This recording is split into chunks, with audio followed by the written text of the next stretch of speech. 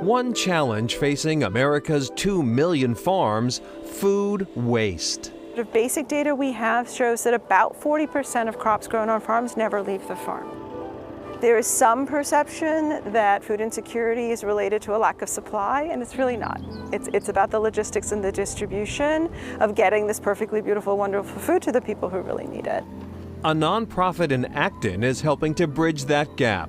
Boston area Gleaners rescues surplus farm crops and distributes them to local hunger relief organizations. Executive Director Usha Takrar. We have a database that we use for tracking everything from the minute we get the call from the farmer to the minute it gets dropped off at a food pantry. We track the date, the quality, the crop.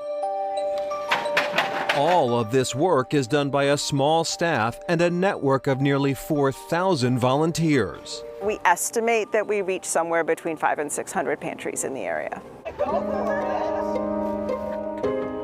Emily Fenton spent 5 years farming organic vegetables before joining Boston area Gleaners. Now she teaches volunteers how to harvest or glean excess produce correctly. I'm passionate about farming and food, so it felt like a really good organization and a good cause and something that I enjoy doing every day. This afternoon is time to harvest rows of slightly imperfect corn at Applefield Farm in Stowe. Co-owner Ray Mong is a longtime supporter of the Gleaners.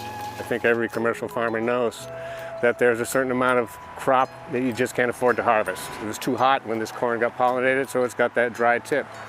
It's unmarketable. No one will pay a retail price for that. I can't send my staff out to pick it to give it away, but the Gleaners can come in and take a huge amount of stuff. These folks are respectful of the farmer, conscientious, courteous, and they're professional. So it can be a benefit to us in many different ways.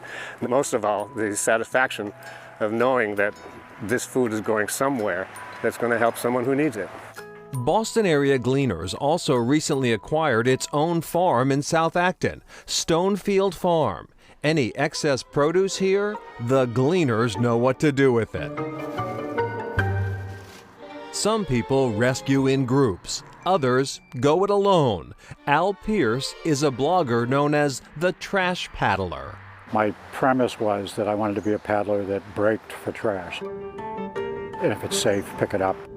Now retired from a career in water and wastewater treatment, Pierce paddles regularly near his Acton home. He observes wildlife while cleaning up other people's trash. I think a lot of it is just careless, maybe putting it at a trash can that's already full or overflowing. Sometimes people will just leave it on the ground. Pierce often scours the Sudbury, Assabet, and Concord rivers for that telltale bob in the water.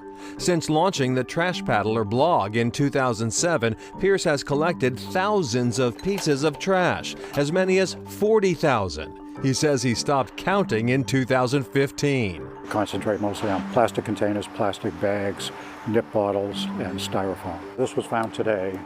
Pierce's biggest concern, microplastics. It becomes brittle at a point, and then it just literally disintegrates into thousands of little pieces. Fish will eventually eat them, so if we can keep them from getting into the ocean, that's a big plus. Pierce disposes or recycles what he finds, saving a few keepsakes and encouraging others to pick up trash paddling.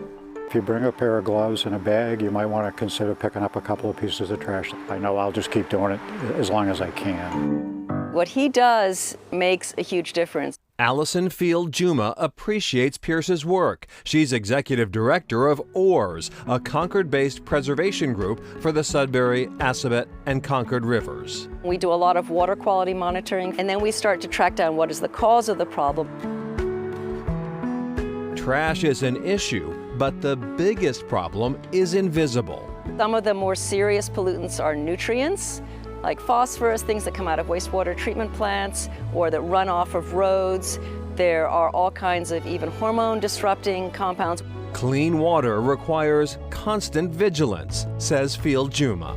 We have citizen scientists. It's all about having people involved. We want to be sure that there are people who care, and they will, and their kids will, and that's really what it's all about. Al Pierce tells us most of the bottles he finds are nips. You know, those little miniature bottles usually used for alcohol. Those bottles are not covered under the Massachusetts bottle deposit law, though there is legislation pending to change that. And back to the gleaners, they say volunteer gleans usually last 2 to 3 hours. Volunteers receive training specific to the crop at each farm. Coming up, what to do when your cat doesn't come back.